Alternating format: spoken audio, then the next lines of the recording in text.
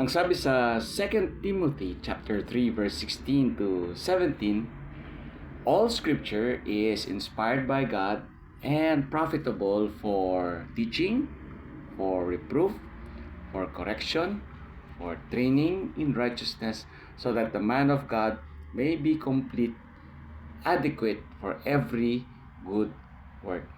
So ito po ay sinulat ni Pablo sa kanyang tinaguyod na pastor na si Timoteo. So ito ay isang pagpapaalala kung bakit mahalaga ang pagbabasa ng salita ng Diyos.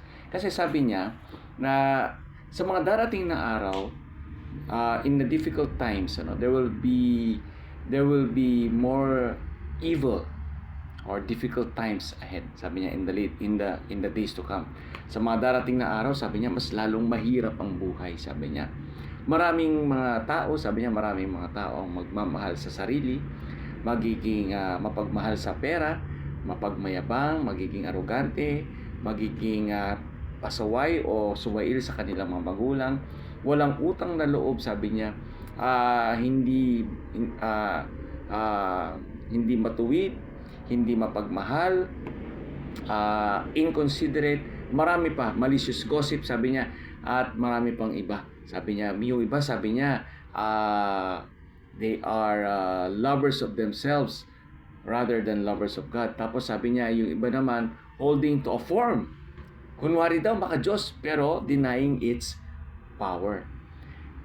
And so, sinabi niya na, titignan mo to mga taong to, sabi niya, iwasan mo ito.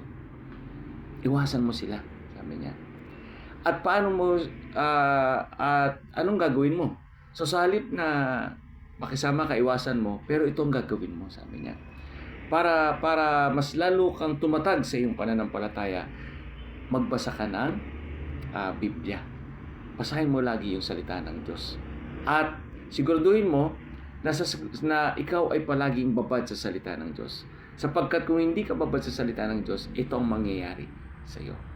Kaya nasabi niya, all scripture, meaning lahat ng salita ng Diyos, ay binigyan ng inspirasyon ng Diyos sapagkat ito ay galing sa Diyos, ibinigay sa tao at tao ang sumulat.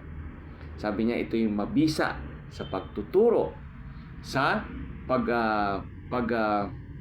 reproof or to correct, sa pagko-correct sa tao sa kanyang mga pagkakamali, training for righteousness, para sa katuwiran, para nang sa gayon ang lingkod ng Diyos ay equip, meaning sagana sa lahat ng kanyang pag-aaral para sa mabubuting gawa.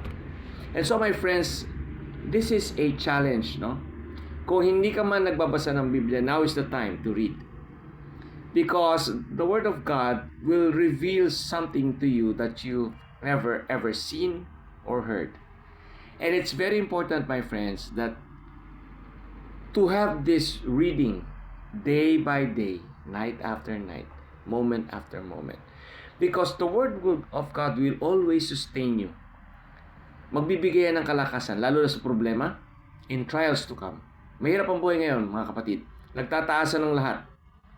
Nagtataasan lahat ng bilihin, lahat ng gastos nagtataasan.